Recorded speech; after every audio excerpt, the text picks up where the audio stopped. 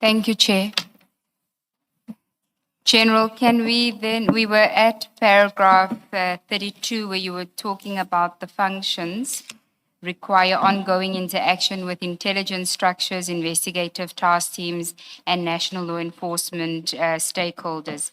Can we then deal at paragraph 35 with your involvement in matters referenced before the Commission, where you say this must be understood within the context of, and then you address the context. Can you just deal with that? I'm at 35 on page 14.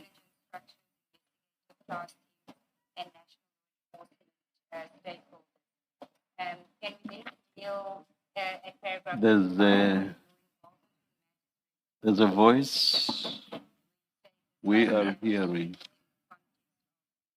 And sorry, the gentleman to my right, it seems to come from your direction or not? Oh, it's from this speaker. It's what, General? It's talking from this speaker on the right. It seems it's repeating what the advocate was talking about. Sorry. My right, it seems to come from your direction.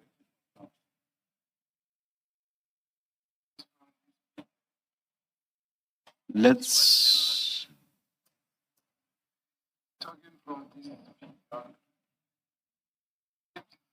Repeating what the advocate was talking. please come here.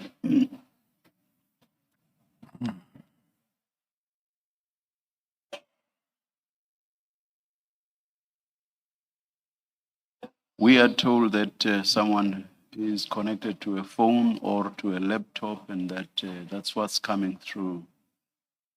May we just take a short adjournment, and we'll come back when we are told everything is fine. And may it be tested somehow. Thank you.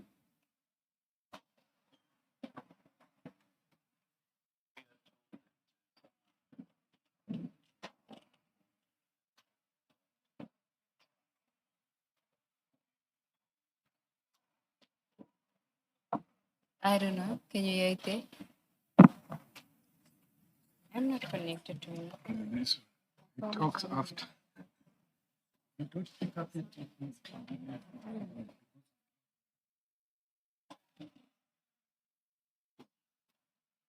Yeah, like you see, you watching two TVs. The other one comes first, this one comes later.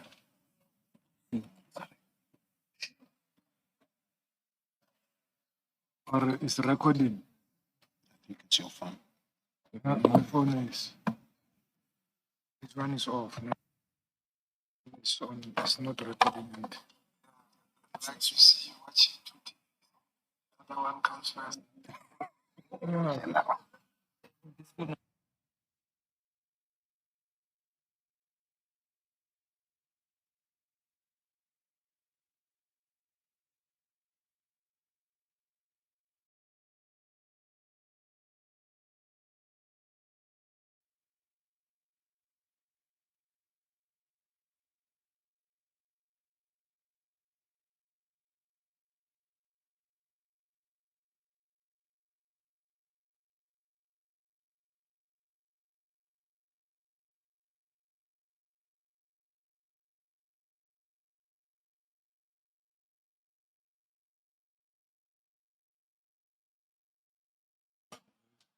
Testing 1, 2. We are testing 1, 2. Testing. They are all off. They are all off.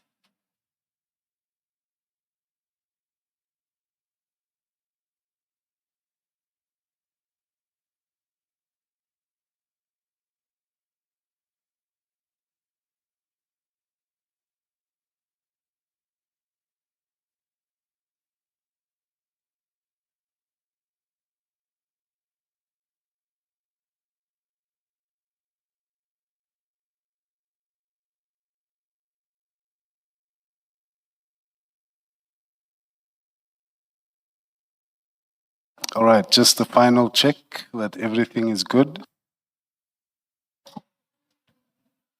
1, 2. Testing.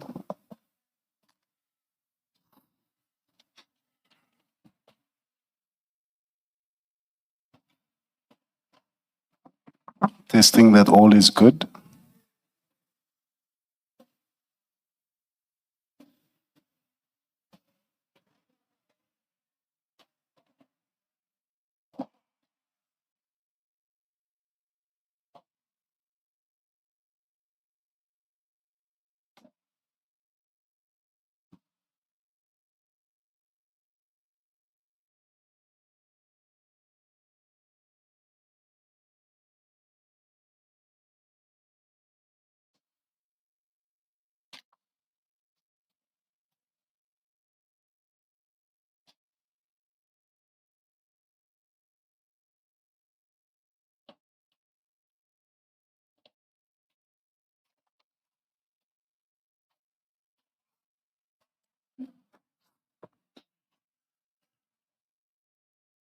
General. All right, it was a false alarm. We are ready to resume. Thank you.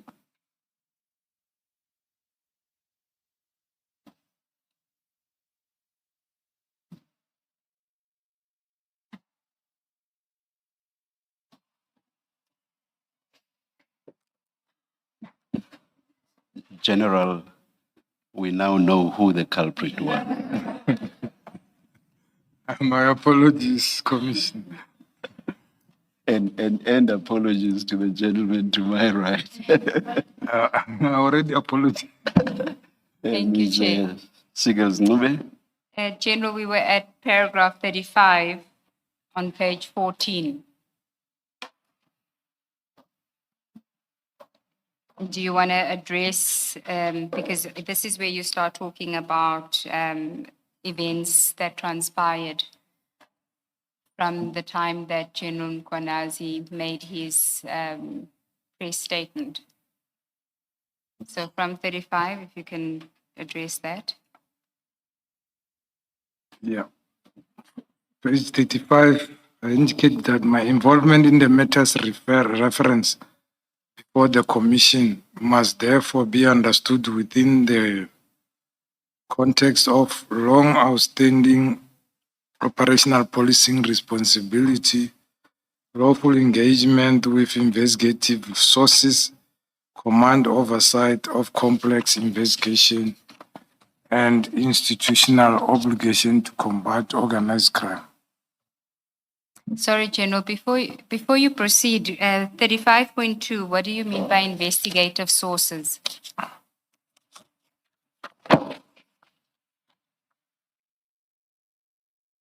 Investigative sources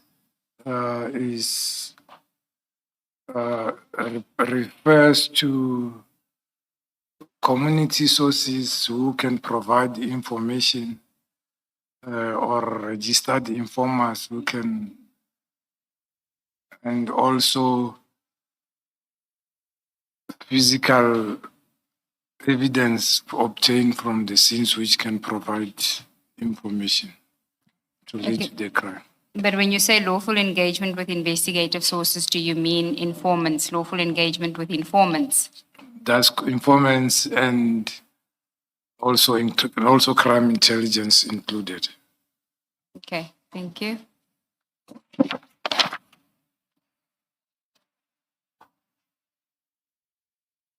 Any interaction or knowledge contributed to me arose within the professional duties and operational mandate. I am presently on suspension arising from the administrative process described above. The sequence of events demonstrate that this outcome did not occur in isolation, but followed a progressive development of adverse perception concerning my role. In July 2025, Major, supposed to say Lieutenant General Mkhwanazi, not Major. Yes. Lieutenant General Mkhwanazi made a public statement in which the reference were made of members arrested for drug trafficking during 2021 who were said to have been attached to head office organized crime. That statement created inference that the organized crime environment under my command was implicated in wrongdoing. However, at the time of the arrest in question, I was serving as the acting Deputy Provincial Commissioner Crime Detection in Gauteng and was not occupying the position later associated with those allegations. General, at the risk of asking you to elaborate, what are you talking about when you say the 2021 drug trafficking issue? I'm referring to the statement made by witnesses here to say there were members of the South African Police Service who were arrested with a big consignment of drugs in Al Road in Johannesburg in 2021. And it was said those members, 3 of them were from head office. 2 were from dog unit and 1 was attached to organized crime investigation. So I want to clarify that indeed that statement was incorrect, that the members were from organized crime.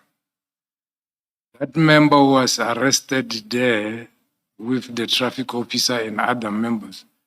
It was only 1 member attached to serious and violent crime head office, not organized crime.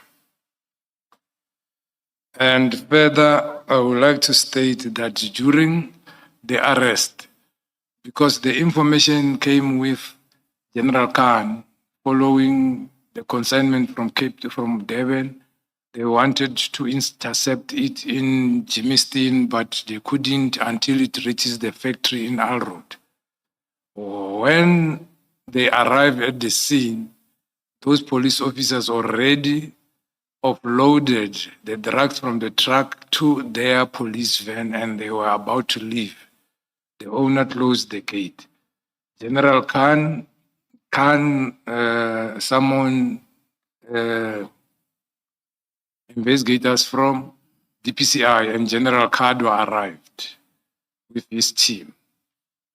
When they were busy processing the scene, the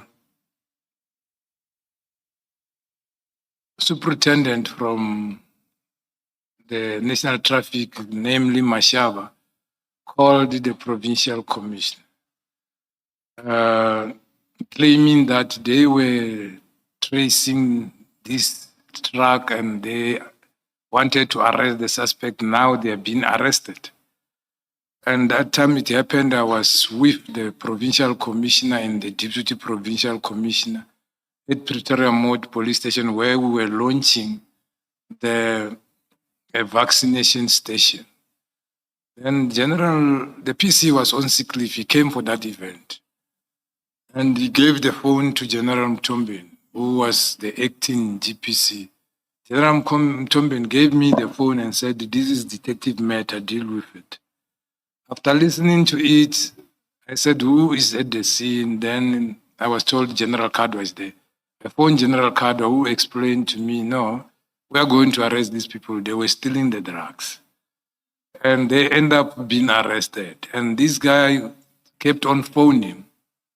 I even phoned General Kadwa to say, "Hey, you are suspect, take away the phone. He's bothering us here." So after that, when their case was withdrawn, they opened a counter case of defeating the ends against General Kadwa Kana and the people who were there from DPCI. That is when the General Khan was charged departmentally and General Kadwa and Sukhove. Then I was also cited as one who didn't want to take the instruction of General Mawela to go and visit the scene so that they can be released. So IPD, when doing investigation, they came to take my statement and I explained I didn't have any business. That was mandate of DPCI and the DPCI was making arrests and the people were arrested. So I was trying to demonstrate here that inference that he was from organized crime, head office, is incorrect. He's from serious and violent crime, head office. And that time I was still in Gauteng. So because I see this thing tends to want to link me with those wrongdoings of that. Because my name further is mentioned and it will be the same organized crime I'm running, which always is found to be in the wrong side. So hence, I wanted to clarify it to the commission. Yeah, I'm not clarified on it because you say the statement created the inference that the organized crime environment under my command was implicated in wrongdoing. However, at the time of the arrest in question, I was serving as the acting deputy provincial commissioner, crime detection in Gauteng. So, but then you said that the member was from serious and violent crime, right? Yes. So, under which division, under who did the member fall under as serious and violent crime? Serious and violent crime is a component within the division detective service under General Mutsepe. Under General Motsepe? Yes. Okay. So why didn't you say in the statement that the member was actually from serious and violent crime, not from organized crime? You don't focus on the member here. That's what I'm struggling with. Okay, I think, yeah, because also I wanted to attach the SAPS 92, which I have as an annex to show where you worked. Yes. But what I'm saying is that the statement should have just said the member that's implicated is not from organized crime. The member was from serious and violent crime. But you don't say that. You're rather saying that there mustn't be any implication relating to you because you weren't in charge of organized crime at the time. I think mistake was made when we were editing the written one because there I indicated that. Okay. I even attached the SAP 96 as evidence. Okay. Thank you. But I'm not sure if it was sent also as attachment, that SAPS 6 of that particular member. I'm not sure that we've received it, but we'll have a look at it. It's just I wanted clarity on that aspect. It's fine. We can proceed. Yeah, I'm having it. We can produce it later. So before you proceed, General, you say the statement created the inference that organized crime under your control or command was implicated in wrongdoing. The statement itself, did it mention you by name? No, it mentioned it when that was mentioned. It was further mentioned that a senior officer, the general from head office at organized crime, also called the members who were investigating that particular case of Armand Swart.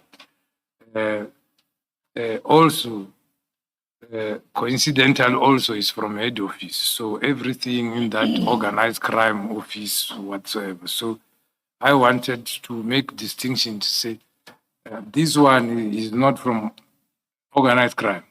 It's from serious and violent, and it cannot be linked into what is linking me with what I've done during the course of my work and whatsoever, of which I will explain it later as to what happened and why people were called to my office. Because out there, it will seem I'm running a team of corrupt cops who go out to get this wrong, to do these wrong activities.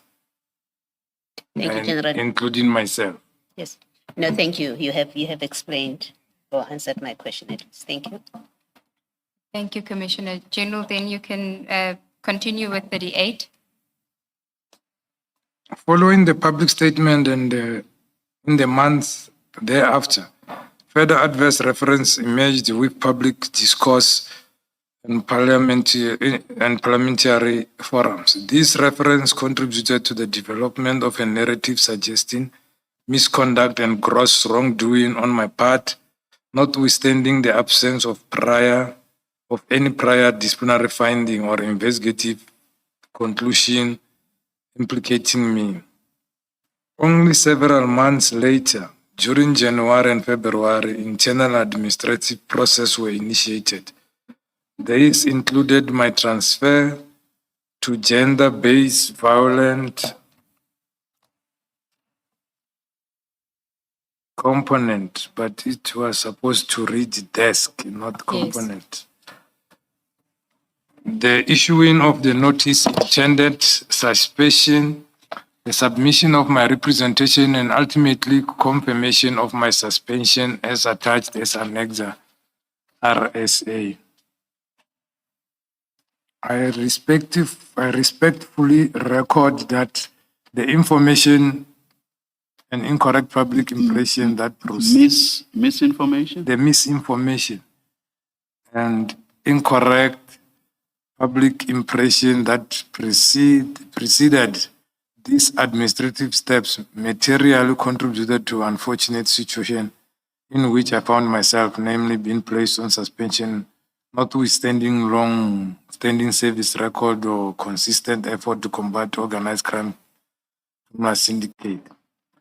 I regret that misinformation and mischaracterization placed into the public domain appear to have contributed to this unfortunate situation. I place this explanation before the Commission so that the full sequence of events may be properly understood with correct factual context.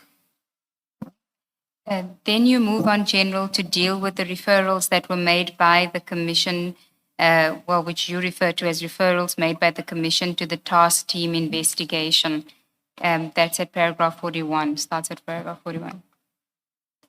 In the course of its proceeding, the Commission resolved to refer certain matters, including those relating to me, for investigation by a designated task team. And I understand this referral form part of the Commission's perhaps for accuracy, our referrals were to the SAPS leadership, directed to the National Commissioner. The task team is a creation of the President. Do you follow me, General? Your heading is not accurate. But that will not affect, I guess, it should not affect the substance of what you are going to discuss. I just wanted this to be accurate. So I'm saying our referral was to the National Commissioner of SAPS, not to the task team. The task team is a creation of the President. Do you follow me? Do you follow what I'm saying, General? No, I understand. Thank you. That the referral was to the National Commissioner, and the National Commissioner formed the team based on the referral. Yeah, that is why I prefaced it by saying what you call a referral to the task team, but it wasn't the Commission's referral to the task team. Was it a recommendation? I'm being corrected that the task team was a creation of the National Commissioner, not of the President. Yes. Correct. So I guess I did not follow what happened from the media. I did not follow what exactly happened as to the creation of the task team. But anyway, point of substance is the task team is not our creation. Thank you. General, so that is why I preface it by saying you refer to it as referrals made by the Commission to the task team. And Chair's point is that the Commission didn't make any referrals to the task team. The referrals were made to the National Commissioner, and the task team is a creation of the National Commissioner. But it need not detain us for purposes of your evidence, because the correct position will be reflected. But you can read what you understood it to be. Yeah, no, we will rephrase. No, Because it's no here, need, General. You just read it as it says in your statement. You've Yeah. been corrected, and that's fine. Okay. Nothing turns on it. All right. Should I continue? Yes, please. I understand this referral to form part of Commission's broader mandate to ensure that allegations raised during the inquiry are independently assessed through appropriate investigative structure. I wish to record that the referral itself does not constitute a finding of wrongdoing against me, but rather reflects procedural steps by the Commission to allow further investigation of issues raised in testimony and public discourse. Nonetheless, the existence of the referral has contributed to the continuation of adverse perception regarding my conduct and has formed part of the consequence of events that culminated in my current suspension. I will cooperate fully with all process arising from the referral, remain prepared to assist any investigative body so that the matter may be objectively assessed and resolved on the basis of verified facts rather than allegation or speculation. I respectfully place this context before the Commission to demonstrate how the accumulation of public allegation, institutional responses, and investigative referrals has led to the present situation, notwithstanding the absence of any proven misconduct on my part. I now proceed to address in the section that follow each question posed in the summons during with the systemic and the sequence which they arise. Yes. So the first is you are addressing the issue of whether criminal syndicates have infiltrated or exerted undue influence of law enforcement agencies, including SAPS, JMPD, EMPD, TMPD, NPA, SSA, and or any other matters related thereto. And you say that this is based on your personal experience, professional exposure, and information. You may proceed. 45. Thank you. I'm able to respond to this question only to the extent of my personal experience, professional exposure, information that came to my attention in the execution of my official duties. As a serving member of the South African Police Service, my direct knowledge primarily relates to the matters encountered within SAPS operation and investigation. Accordingly, any observation I make concerning the other institutions or agencies are limited to information that became known to me through operational interaction, intelligence briefings, and investigation in the South African Police Service was involved, in which South African Police Service was involved. To the extent that the question relates to institutions outside my direct mandate or personal knowledge, my response is necessarily limited to I do not purport to make findings beyond my own experience or awareness. Right, coming. Sorry, General, just before we deal with that, at paragraph 45, so on page 18, where it starts, as a serving member of the South African Police Service, my direct knowledge primarily relates to matters encountered with SAPS operations and investigations. When you say primarily, does it mean that you also have information about infiltration in your personal capacity, not necessarily only in your capacity as a SAPS official? Because you say primarily, you mean solely? Which I was involved myself. Yes. Which I experienced myself. Yes. But is that only as a police officer in your official capacity, or would you have encountered it in your personal capacity, in your person? In my official capacity. Okay. I'm just asking because you use the word primarily, which suggests that there's an aspect of it that may not just be about your official capacity. So if you said solely, then I would understand you mean you gather that information only because you are a SAPS official. But if you say primarily, it suggests that maybe from a personal point of view, you also have that knowledge. I just want to clarify it in case it becomes an issue later. It's the English from the village. It's problem. Well, I'm giving you an opportunity to clarify it so that it doesn't become an issue when we cross-examine you. So that is why I want to know from you whether you are saying solely because of my role as a police officer and the word primarily is incorrect, or are you saying that there were personal circumstances or personal interactions that I had, not as a police officer necessarily, where I saw or witnessed infiltration? No, it's what was official when doing my work. Okay, thank you. You may proceed. Accordingly, my observation. You've read that already. Don't take us back. You're now okay. at the heading infiltration of law 47. enforcement by criminal syndicates. Paragraph 47. Infiltration of law enforcement by criminal syndicate.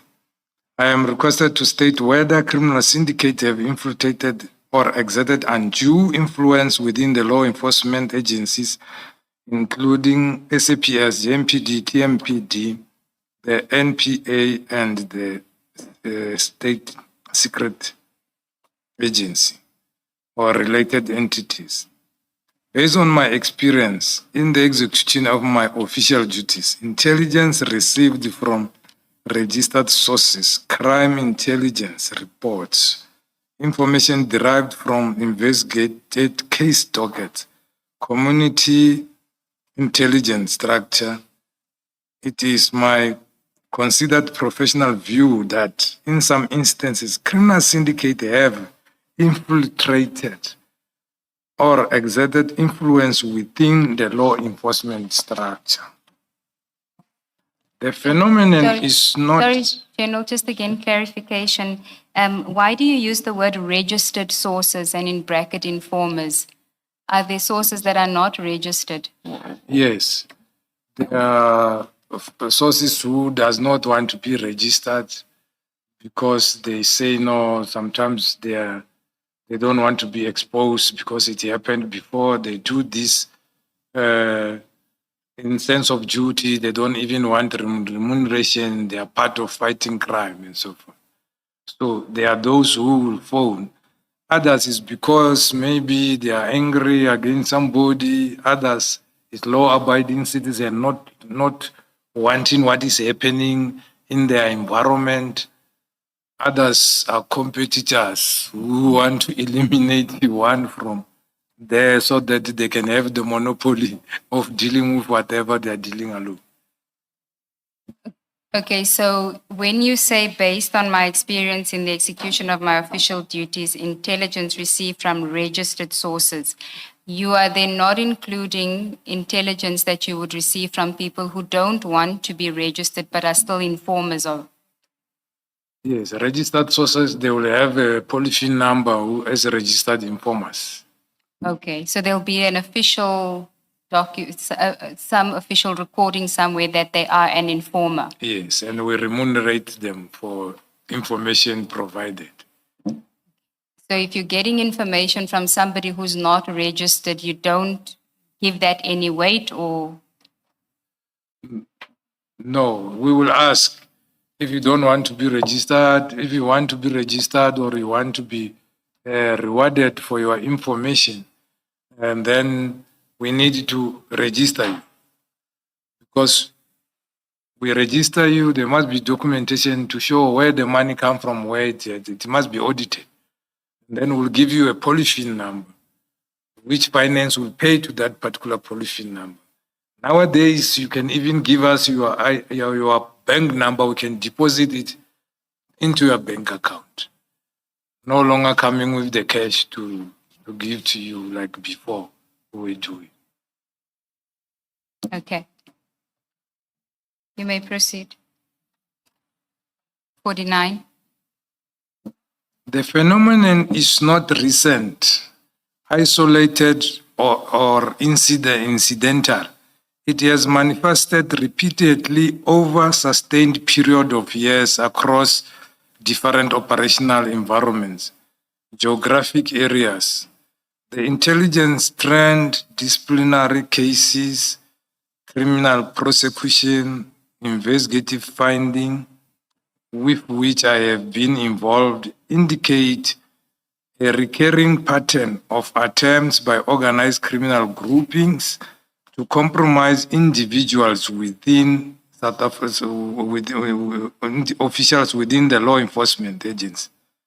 While not systemic across entire institution, the persistence of such infiltration attempts to reflect ongoing and evolving threat to institutional integrity that has endured over time has occurred through compromise of individual members.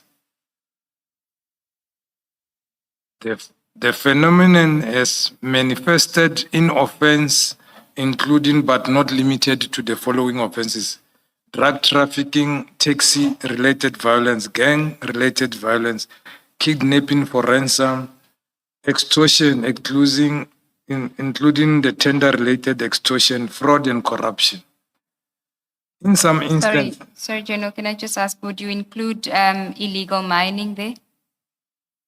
yeah, illegal mining also should be here, because I even have an example of illegal mining to show that this happens. So maybe it's an omission.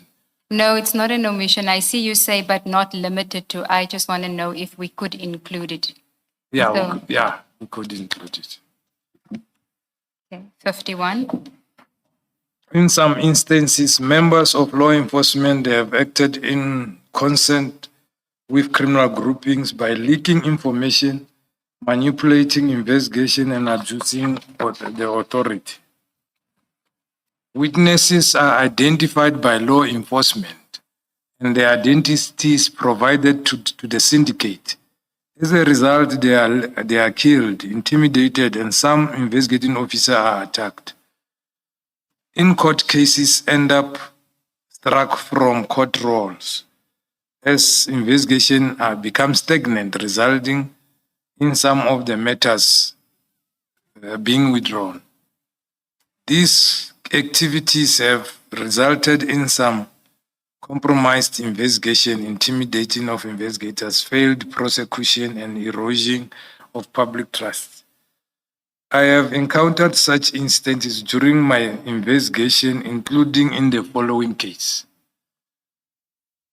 By the way of illustration, Hammanskraal case 181 of 6/2018, supposed to be 2013.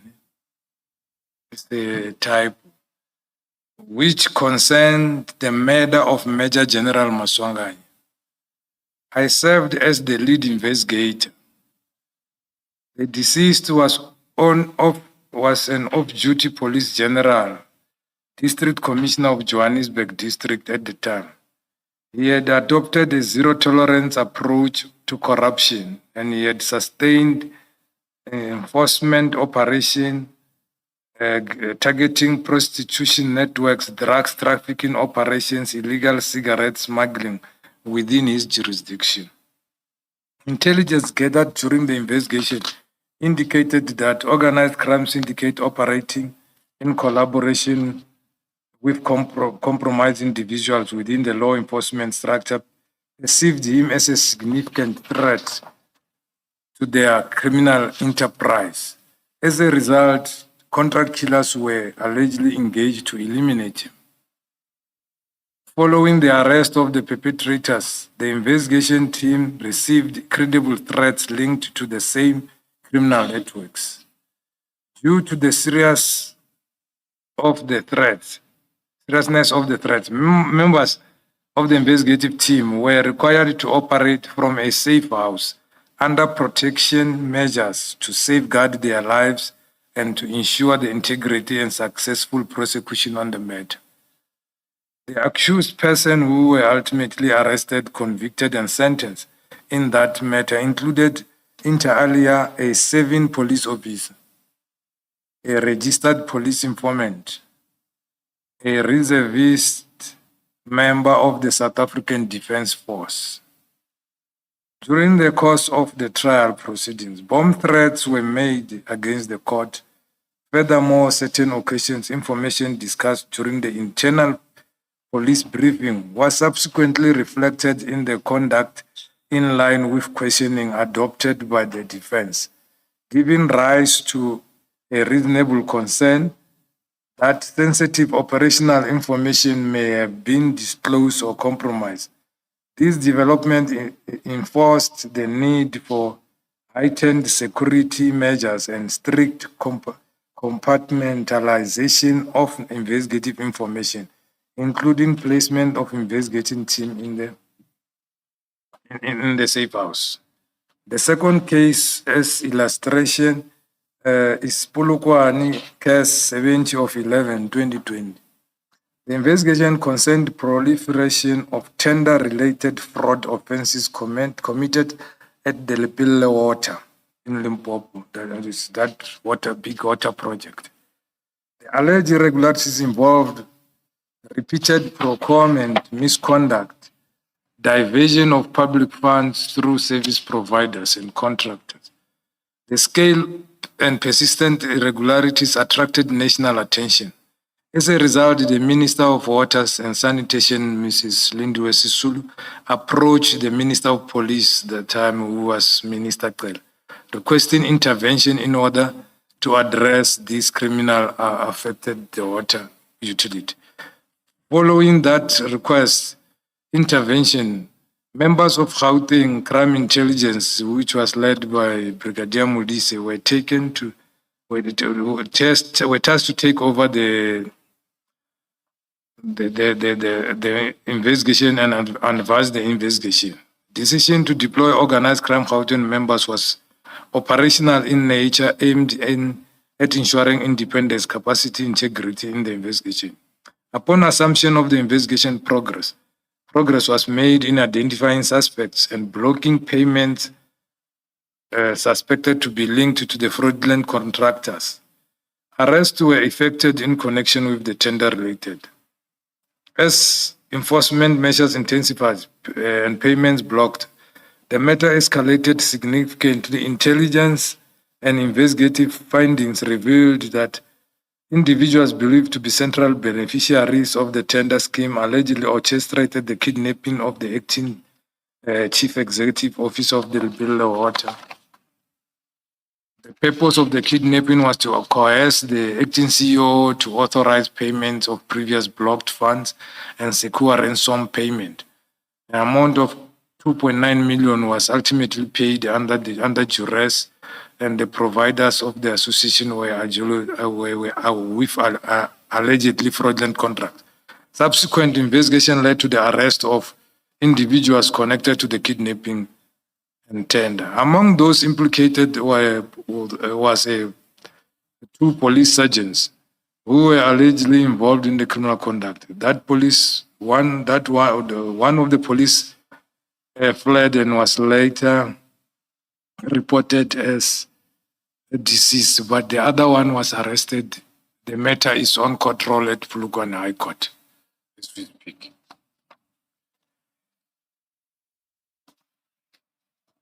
It illustrates the operational reality that criminal enterprise may exploit and recruit members within law enforcement to facilitate. No, sorry, General, you skipped a very important paragraph, 67. Okay. I don't think intentionally, but you did. The Lepille, sorry, Commissioner. The Lepille matter demonstrated how organized criminal syndicate, once financially entrenched within public procurement system, may escalate from financial manipulation to violent coercion when confronted with enforcement action. It is further illustrated that the operational reality that criminal enterprises may exploit and recruit members within law enforcement to facilitate, protect fraudulent activities, thereby enforcing the broader pattern of infiltration described above.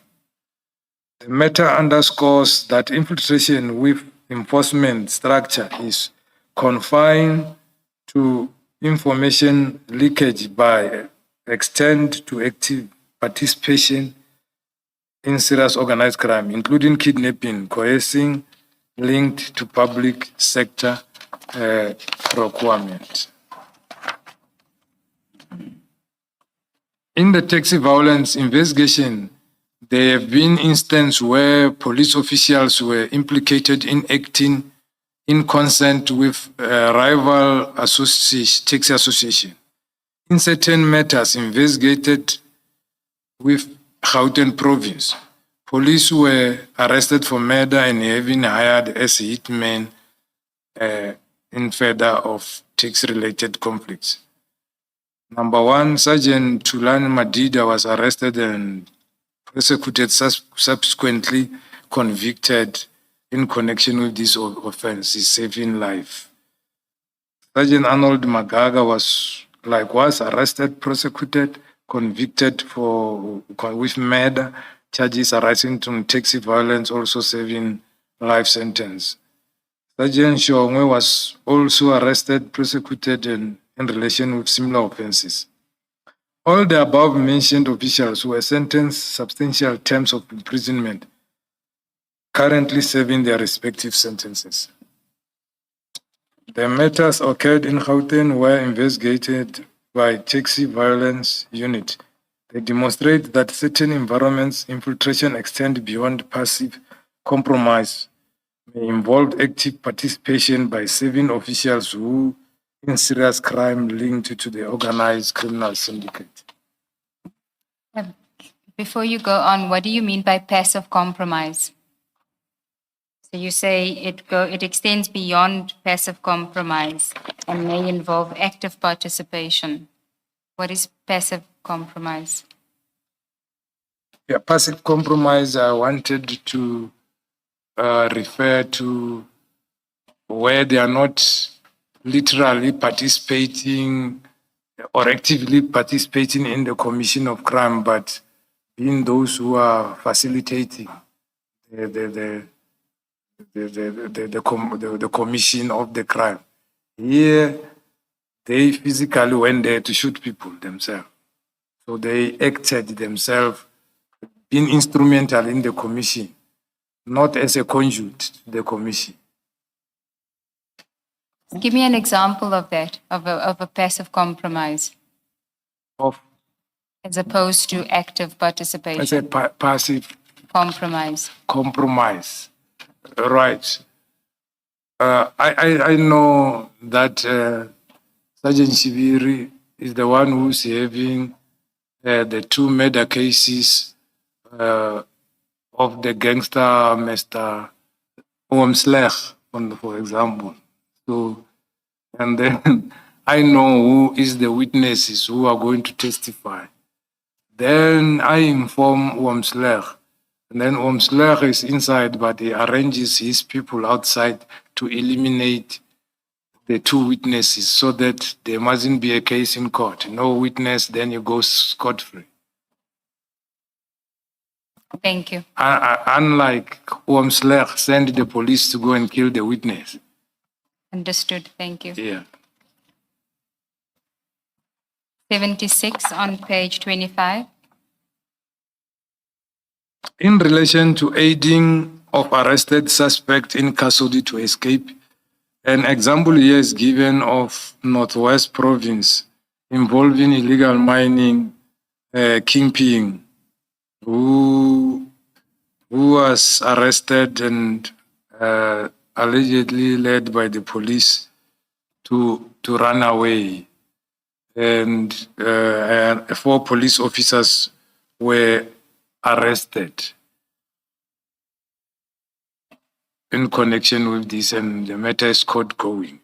So I think this one was also on the news. So that shows even syndicates who are running this illegal mining, they infiltrate the members and they are sometimes escorted with the gold concentrate, which when they are taking it from underground where they are placing it until they take them to the buyers and so forth.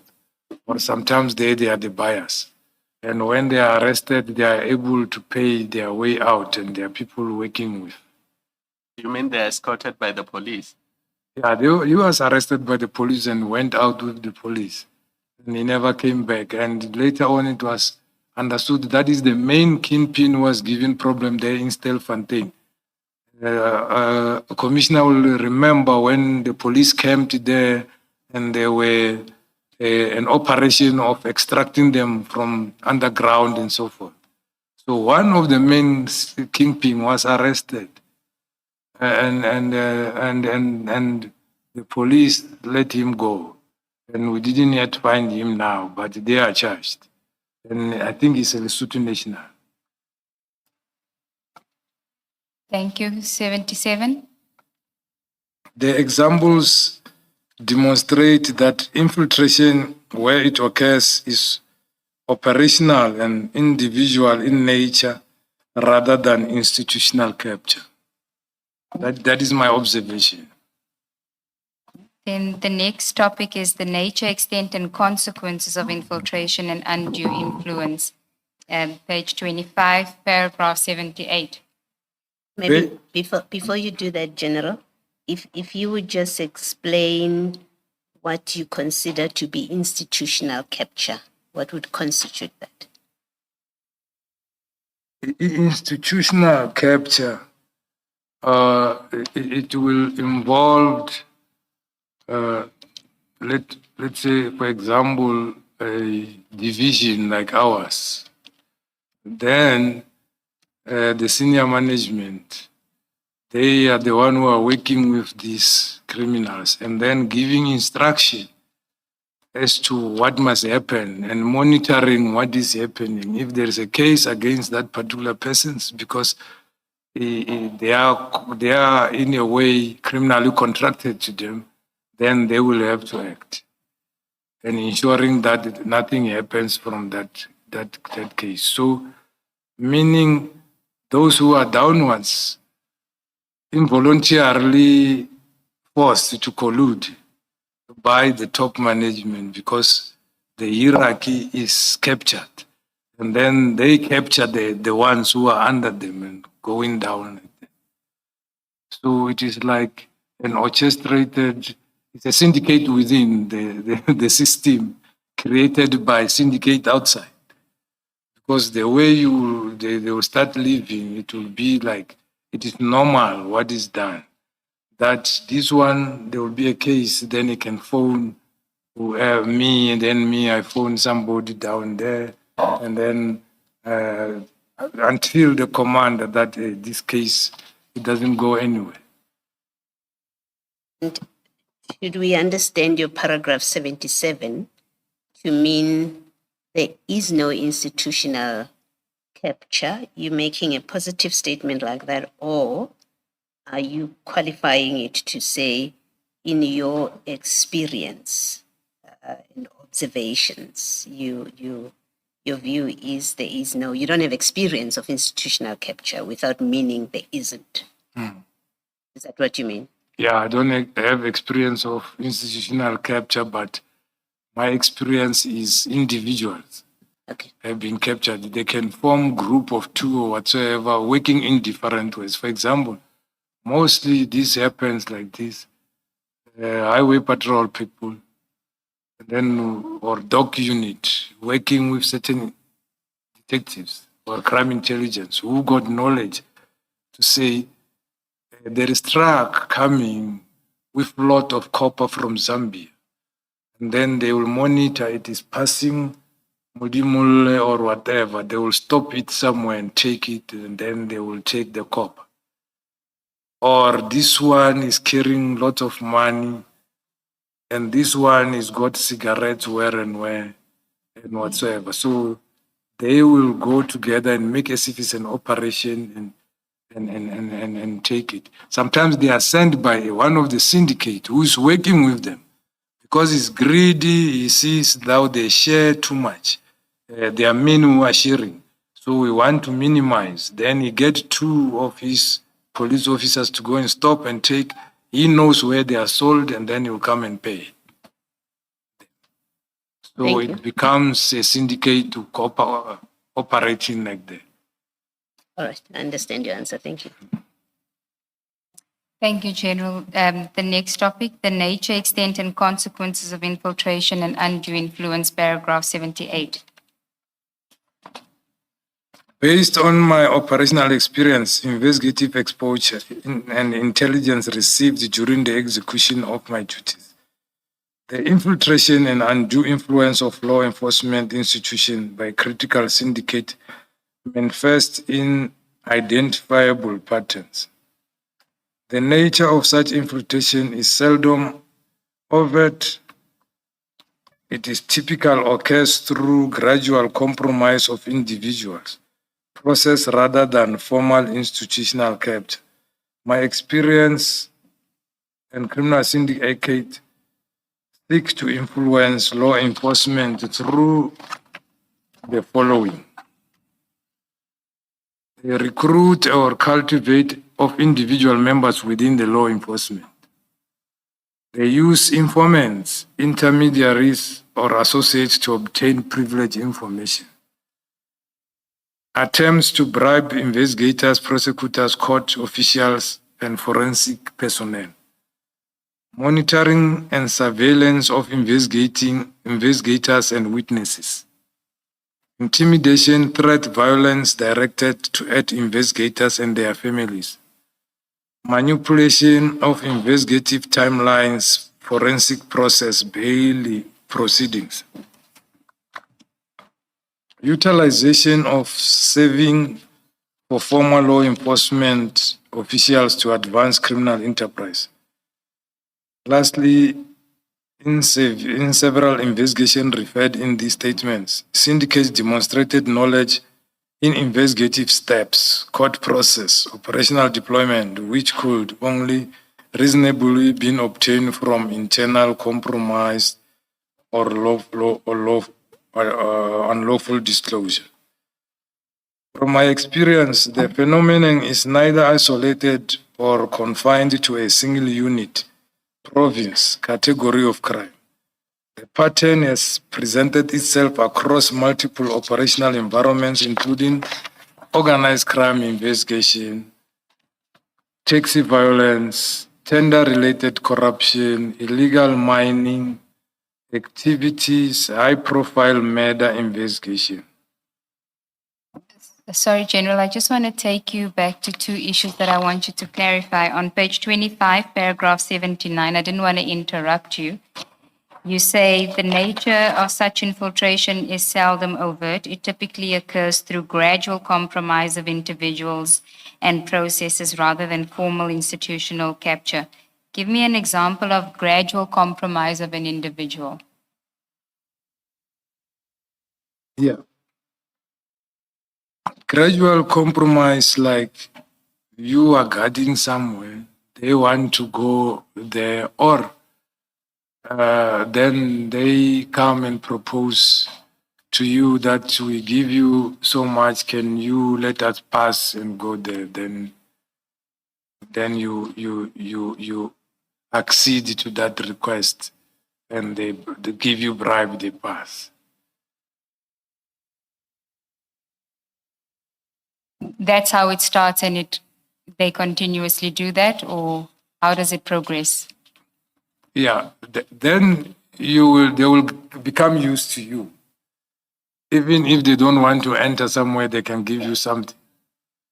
And then sometimes they can phone you and say, we are sending somebody, let him pass. Then when you come back, he will give you something. Can you give me an example within your environment, in the investigation detective environment?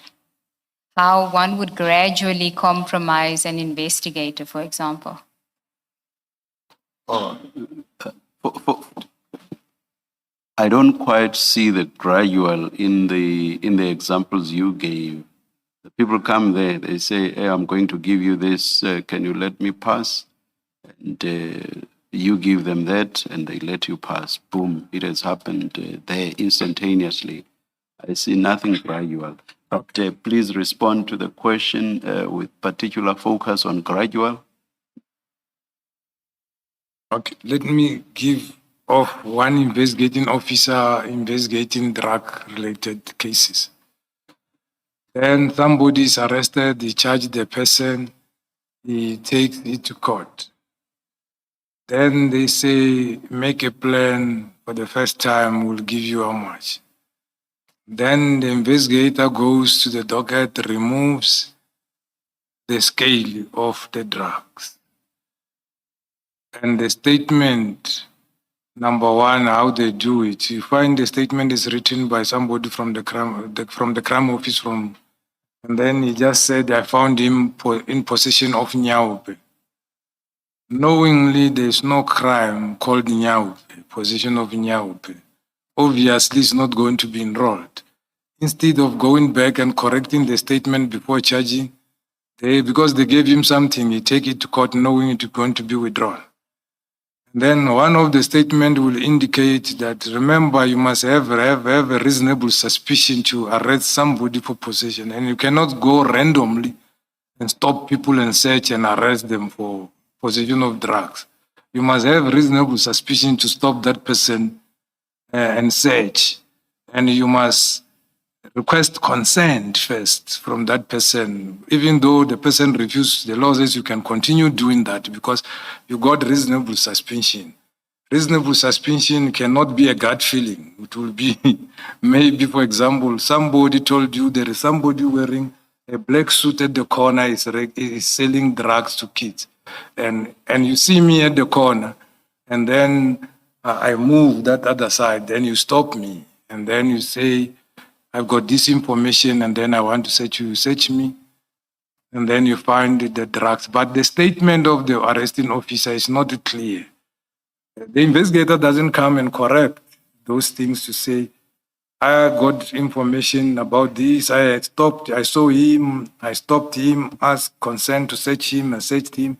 I found something in a bag like a powder. I asked him, what is this? He said it's cocaine.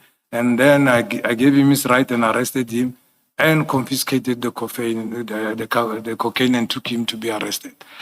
The investigator knows he's going to be withdrawn. Then they will come and give him money, then he release. So it will be a pattern that this group, when they are arrested, they will call him, even if he's not on standby, to come and charge these people to release them because of those. Some they do even on assault. They remove a J88 so that when the prosecutor sees the docket statement is short, then it doesn't enroll. Then when it goes back, then the statement is in there. You go to the complainant, when you get the complaint, they say, no, it was given to the investigating officer, it was there in the docket. But when the docket got to the court, it was removed. Okay, and then the next one that I want you to just expand on is page 2693.3.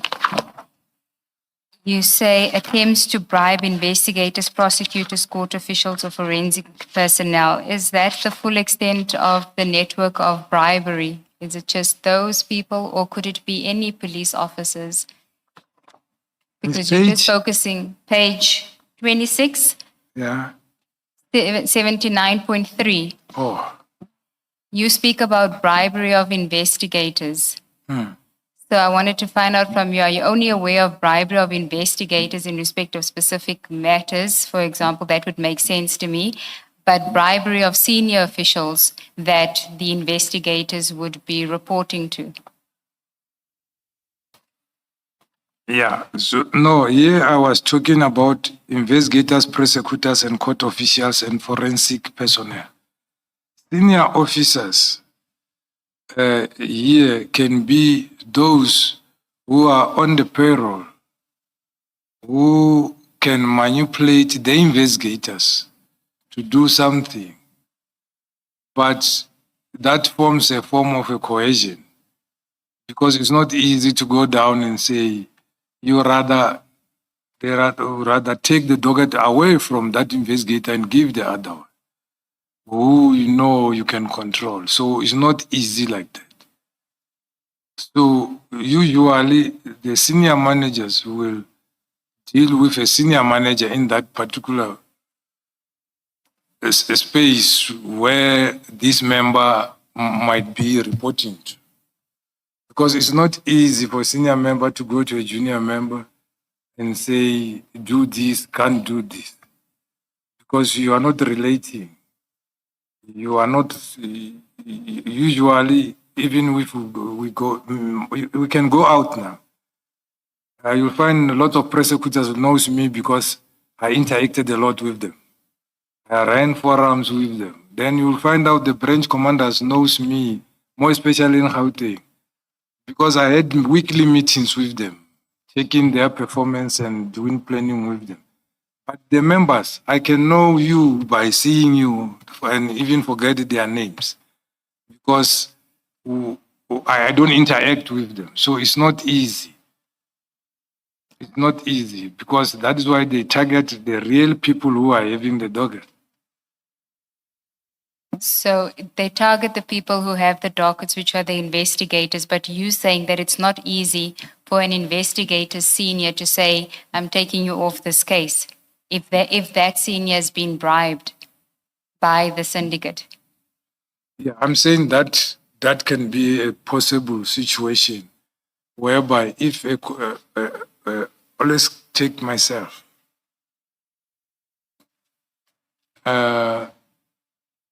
I know Colonel Brigadier Hanana in Western Cape. He reports to me. When there is something in Western Cape, I phone him to say, they said there is this case. Can you go and look into it or work on it? They said there is this case. That person have done 1, 2, 3. I don't trust him. Can you remove that docket and give to somebody? Then he will do that. Because whatever I will be saying, he doesn't know if I'm involved in anything. But then I'm giving him a lawful instruction. Then he will comply. Yeah, that's my point. It's not a difficult thing for a senior to say to an investigator, I'm taking you off this matter, go somewhere else. Go and investigate another matter. But there must be a cause. Yes, the bribe to the senior. No, except the bribe. The bribe is there to the senior. The senior to tell that brigadier there must be a cause. Because it cannot be something that you just wake up and say somebody removed the docket. Like I received an email from the minister, from the portfolio committee to the minister, saying a certain docket must be removed from Cape Town to the national cold case. But when I read the docket, I didn't see any reason why it must come there. So I said, no, I've got a cold case investigators in Cape Town who are near PAL. These ones, why would they investigate by flight every day? And they don't have informants there. And these people, they've already established a relation with the family and also have something. And there are people of interest working on them. I refused. I wrote a letter back to the National Commissioner to say, based on this reason, this docket won't come here.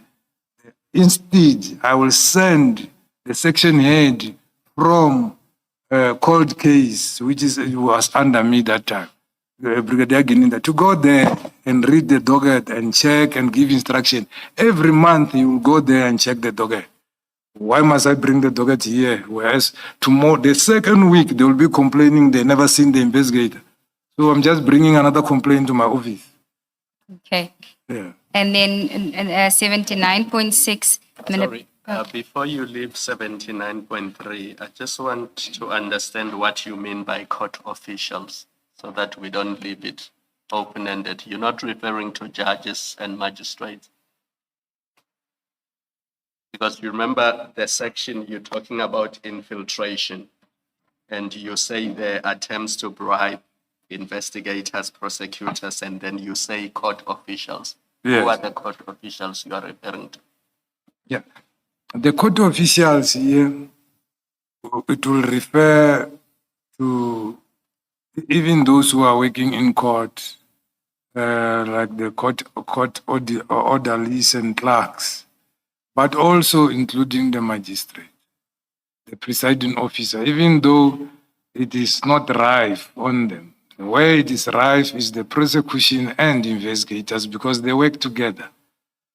And we had a case of murder in Brongospruit where I'm having, this is not yet finished. This lady is now about 6 years in witness protection, who was the investigating officer for anti-corruption, where we arrested a prosecutor and that prosecutor was working with investigating officers. So for magistrates, it is rare, but it doesn't mean it doesn't happen.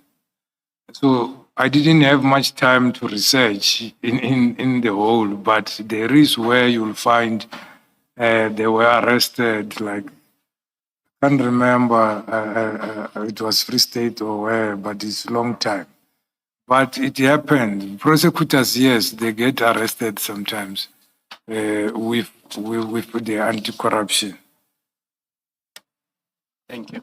General, you may, in answer to Commissioner Kumalo, have answered my question, but just let me ask it anyway. In that 79.3, you speak of attempts. You don't say actual bribes to investigators, prosecutors. The way you have framed it when you say attempts, my question was going to be, does it mean you're not aware of instances of actual bribes to investigators, prosecutors? And you, in your answer, you have spoken about a prosecutor who is being prosecuted. Yeah, I said attempts because mostly they go through the investigators. Let me remember one case. I think it was involving me. They went to the prosecutor. The prosecutor now, I think, is in South Gauteng, is an advocate. That time he was a regional court prosecutor in Oberholz. So it was an armed robbery case. I think Mr. Ian Smith was the lawyer. They couldn't get bail. They came with new facts, and I was opposing the bail. Then they went to the prosecutor. The prosecutor referred them to me to work through me. Then I agreed. You said, okay, how much do you have? It's a long time ago. Then they promised 6,000. So our office, you go by steps upwards. So I said, you must come to my office then. You give me the money, I'll give you the docket. Then I put the docket in an envelope. It's only one way to go there. Then my colleagues were waiting for them down there. So after I took the money, they go down, they were arrested. And the prosecutor indicated that, no, I send him to him so that he can get arrested. Yeah. All I was seeking to clarify, General, is 79.3 does not mean there have been cases where investigators have been bribed, because you speak of attempts. I don't know if you understand the distinction that I'm drawing. So you do have attempts, such as the case that you're describing where you were involved. There was an attempt and they were arrested. And what I'm seeking to clarify is, but you also have had cases where bribes were paid. Yes. Yes. All right. Thank you. The one that I wanted to get clarification from is 79.1, where you speak of recruitment or cultivation, and the emphasis is on cultivation. What does that mean when you say cultivation of members? Oh, cultivation means infiltration. You send somebody. You send somebody to the group, befriend them, make as if he's working with them. You start this kind of shenanigans of coming with money, got it there, then the whole team join. And then they start working with you. So would it be cultivation? Can it, that concept of cultivation, can it also reflect in members of syndicates or even just criminals creating relationships with police? Yes. Yes. Thank you. And when I say police, I mean across the board. So Yes. they may choose to befriend you when in fact they go want something. to, is to corrupt you eventually. Yes. Thank you. Thank you, General. And then just the last one in your 79.6, manipulation of investigative timelines. How does that occur? Yeah, you see, here is where they keep on procrastinating to get certain statements in order to finalize the investigation. And the investigation now takes time, becomes stagnant, and we find the defense will say, I scrap this thing off the court roll because you are wasting our money, the state is never ready. Statement of a person needs to be taken and whatsoever. So the long postponement, which becomes unfair for the accused person to now and then go to court to appear and the matter end up postpone. Then they will withdraw the matter. And some witness, they will lose interest. And then you also mentioned utilization of serving or former law enforcement officials to advance criminal enterprise objectives. Paragraph 79.7.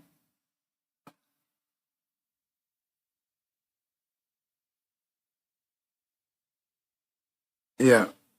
Here is direct involvement where they recruit you because they know you, because of love of money or whatsoever. They send you to do certain things for them, they pay you. So they use them. But how would former law enforcement officials help them infiltrate if they former law enforcement? Yeah. Let's say I left the police today. I worked as a head of organized crime. I attended all the meetings, and when we were developing certain strategies, I was at the forefront, including the transnational organized crime. And I work with Interpol and with SADC police. I know where to go, where not to go. If you want to go to Botswana, or where is the entrance, who can we call and whatsoever. So that report is still there. So it's going to be easier for me to go around. So they don't go and target everybody. Somebody will tell you that one knows, and somebody who will tell them that that one knows is somebody from within who is still waking. Okay. Yeah. So again, they see, okay, you are out, and how is your life? Are you? If you are miserable, it will be easy to be taken in. So law enforcement who's got experience and whatever. That is why when planning for these CITs, most of them, they are there. When you arrest, that is why you find them there, because they know. They know to time these things. They know when the radio starts, it will be what and what. What do they do? Okay, thank you, General. Then you can continue at paragraph 81 on page 27.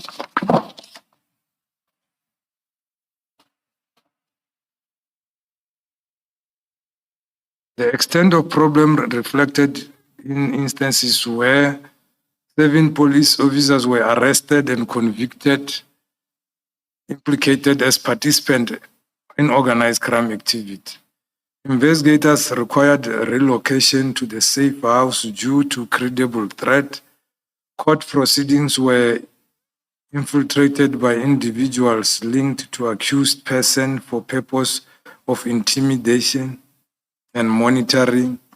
Investigative teams experienced persistent attempts to bribe and influence. Suspects were assisted to evade justice through insider facilitation.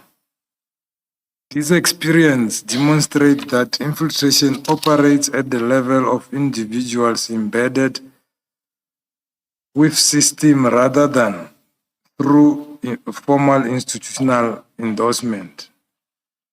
The consequences of such infiltration are severe, far-reaching operational infiltration, compromise investigation, endangers investigators and witnesses, undermines prosecutorial process, creates fear with investigative team, enables organization crime to operate, increased confidence, erodes public trust in enforcement institution. In extreme cases, the consequences have included targeted killing of law enforcement officials, perceived as threat as to criminal enterprise, the need for investigators to operate under protection, sustained attempt to corrupt the judicial outcome. The accumulative effect is not merely individual corruption, but institutional vulnerability, where organized crime criminal group attempts to neutralize law enforcement capacity from within. Thank you, General. Now we get to the specific allegations or implications against you. The first one is you address the nature of relationships and details of communication on WhatsApp or Signal with listed persons. And you start at 85. Maybe before you do that, General, in your paragraph 81.5, 81 rather, you don't mention among the instances where you say the problem is reflected, you give examples. You don't mention, and I would like to hear your comment about this. You don't mention, for example, loss of exhibits. We've had General Sinona testifying about the loss of drugs that were seized in a drug bust, and he was insistent in his testimony that it had to be an inside job. It had to be somebody who knew that place. So we've got a senior member of the police who says that. And on the second one, you can correct me if my facts are incorrect. I seem to recall that the Al Road drug bust also has issues about the drugs having been misplaced or something. I seem to recall that. You can correct me if I'm wrong. But also, as a member of the public, there's been who reads the media and listens to the news, there's been instances reported of exhibits that were under police control, having been lost through break-in at a police station or where material is kept and gotten lost. The fact that you don't mention that, is it because you don't have that kind of experience? You don't consider that to be one of the issues? Thank you, Commissioner. I know about them, but they are not under my environment. So hence I said I will talk about my experiences other than talking about something I heard and I don't have facts. But by virtue of your position, by virtue of being a member of the SAPS, yes, you are aware that I'm aware that drugs, cases. Drugs were stolen, yes, and whatsoever. And that one of Al Road, the drugs were not stolen. So the police wanted to take the drugs. I see. The other police came and arrested them. Okay. And then that is where the fight is. Okay. And then they said, no, we were doing our job. You came and arrested us. It's defeating the ends of justice. So hence they ended opened case against Khan and Kadwa and Brigadier Skobe. Okay. No, thank you for the correction. So that one, I know of the ones in KZN where a lot was stolen somewhere in Pretoria. We also, my team went to intercept a drug consignment at the harbor there. But unfortunately, they couldn't get the suspect because they were tipped off. But there was a lot of drugs. What we did, we called forensic and we took the drugs back to Pretoria to the lab because we knew when you take it somewhere, it will get lost. So we made such a precaution. But even though lots of people were not happy to say, you come to my province, you take this and you do this, you take them. Yeah, you stole the drugs. But the drugs were intact, were put on scales and whatever, and taken to the forensic where there is storage for that. Because even the National Commission, I remember once he approached us and said, can you come up with a legislature of disposal of these drugs? Because in Brazil, they're destroying them immediately before even the case end up at court. We said, no, but we need to sit down with NPA because we can't do it alone. And find out a way to say, where can we make a change? And say, if we found such drugs, we remove some quantity, and then we test, and then we destroy the rest, because if we don't do though, they go back to the street again. Thank you, General. Thank you, Commissioner. General, page 28, paragraph 85, where you deal with the nature of your relationship and details of communication on WhatsApp or Signal with listed persons. I wish to firstly state that I do not use Signal platform. I do not have an active Signal app or account, or have utilized Signal on either my work or my personal cell phone. My primary means of communication are my SAPS issued cell phone and my personal cell phone, both of which they utilize WhatsApp. As stated in my response to the Commission Rule 10.6 notice, for the sake of completeness with regard to WhatsApp messages, I shall repeat my response hereby submit that on the 8th of February 2025, my Samsung Z Fold 5. Please don't read the number. Was stolen at Loftus Stadium in Brooklyn, Pretoria, while attending a soccer match between Sundowns and Pirates, where my team lost. One is that. Do you suspect Pirates fans? No, we lost together. I'm Pirates. So you suspect Sundowns fans? Yes.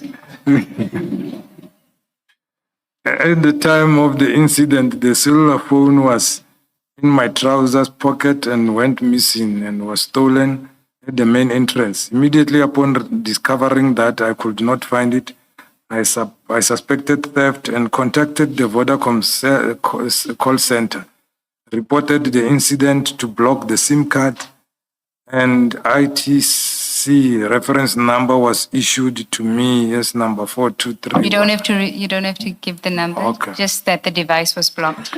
All right. Paragraph 89.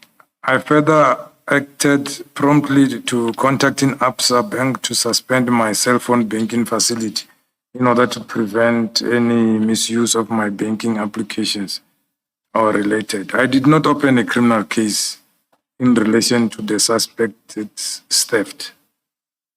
During March 2025, I purchased a replacement cellular phone and continued using the same number, meaning I've done the SIM swap. My intention was to restore my contacts and my WhatsApp messages. Regrettably, WhatsApp messages could not be retrieved as they had not been backed up on my cloud storage. That functionality had not been activated at the time the device was stolen.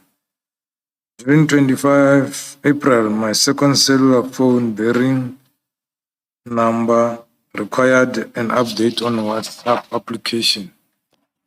Following the update, device overheated and became non-functional. The phone was taken to Vodacom, where it was assessed and restarted after it was determined that the system had crashed. As a consequence of the reset, all restored messages on the device were permanently lost. No backup existed. As a result of the above, all WhatsApp messages stored on my devices became irretrievable. To the best of my recollection, I do not recall receiving or sending messages to Mr. Matlala after the phone was repaired. In further, Sorry, General, can we just clarify? You say, to the best of my recollection, I do not recall receiving or sending WhatsApp messages to Mr. Matlala after the phone was repaired. You're referring to the one that overheated and was non-functional. yeah, And there's is that your... 079, my official. You don't have to say the number. Is that your SAPS number or your home number? My SAPS number. The SAPS number. Had you received or sent WhatsApp messages to Mr. Matlala on your personal number Yes, during this period? yes. Continue. I further confirm that in the ordinary course of managing device storage, I periodically delete non-essential messages in order to maintain storage capacity and device functionality.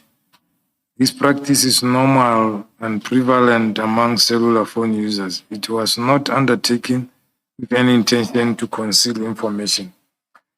In a continued effort to comply with the Commission's request, on the 30th of January, I contacted Lieutenant Colonel, should I mention the name? You don't have to. Yeah, of the cybercrime unit to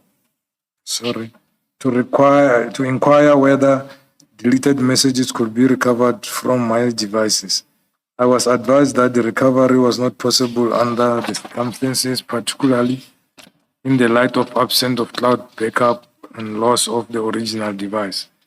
The Colonel further informed me that DPCI has an arrangement with Fabric, which may have limited technical capabilities in relation to the message recovery. Acting at this advice, I contacted a certain individual in Fabric for assistance.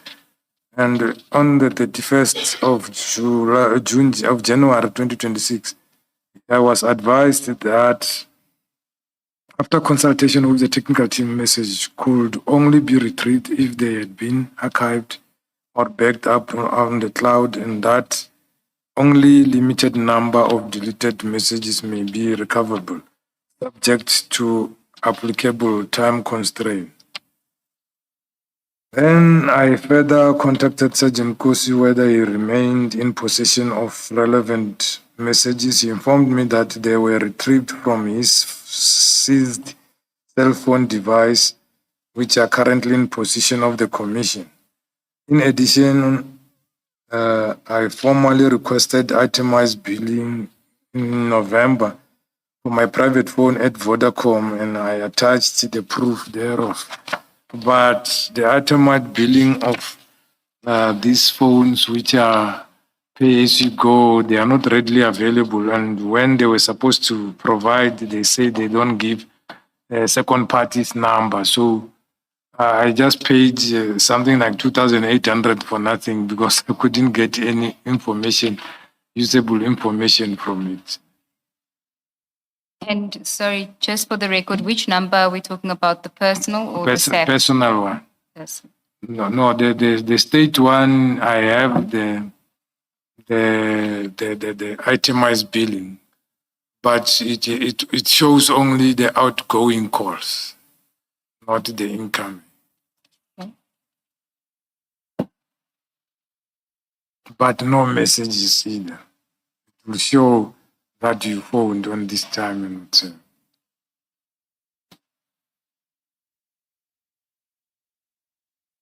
in response to the question contained in the summons, the nature of my relationship, details of my communication conducted via WhatsApp and Signal, any other electronic message platform with person below, I set out my response individually as set out below. For completeness, I address the origin of relationship, the context within my interaction occurred, the nature of extent of electronic communication exchange.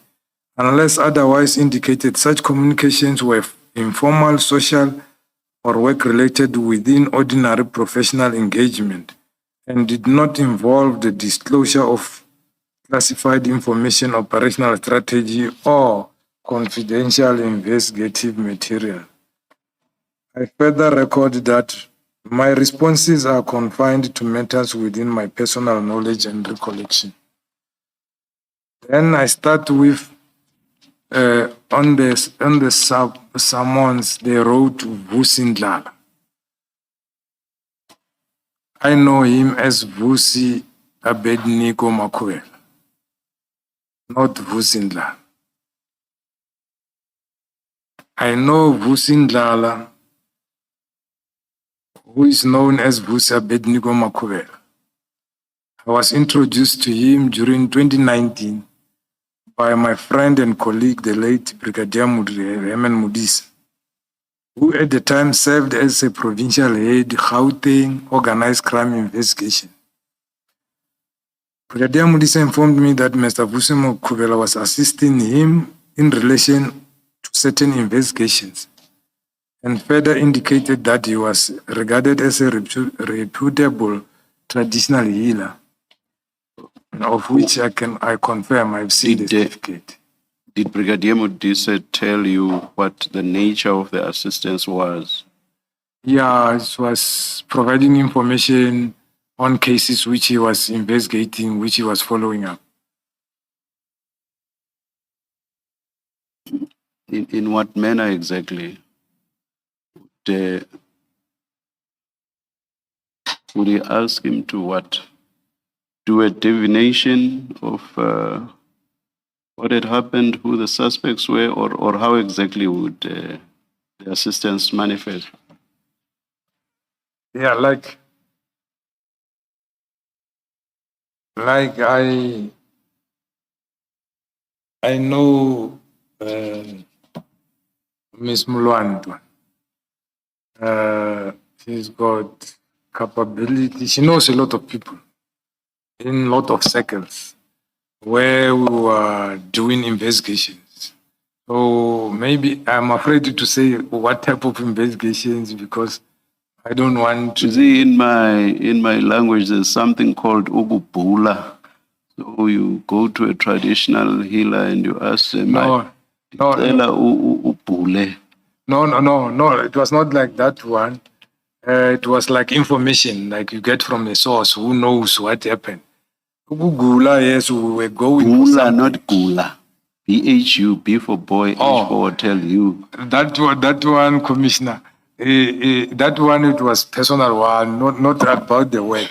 About the work, it was information or intelligence related to do with the work of the cases he was dealing with. Based on information that Mr. Makubela would be having. Yes. Oh. Yeah. As an ordinary person now, not so much as a traditional healer. Yeah. Oh. Yeah. As a traditional leader, will go to his house. As a registered source. What I can tell you, it was a registered source before of, I knew now, of crime intelligence. And I think the matter is in the High Court where they are suing each other. He's suing Sorry, them. do we want to disclose that information? I'm not comfortable disclosing who registered sources are because it may place them in danger. Maybe let's just leave that one, if you don't mind. Okay. You may continue 105. At the time, I was serving as a colonel at the National Head Office. Following introduction, I met Makubela again at his residence in Midrand. Thereafter, I visited his residence on several occasions. And during the 2020 COVID-19 pandemic, we used to fetch some traditional remedies from his house in Midrand to help treat or limit chances of contravening the corona. So he was making those concoctions. When I knock off duty, I'll pass there and get my bottle then to go and go. So those visits occurred both official and personal context. The official visits were in connection with matters that Brigadier Mrisa had indicated and Mr. Makubera was assisting with, while the other visits were social. Perhaps let's take the adjournment now and resume at 2 p.m. Thank you. Let's adjourn.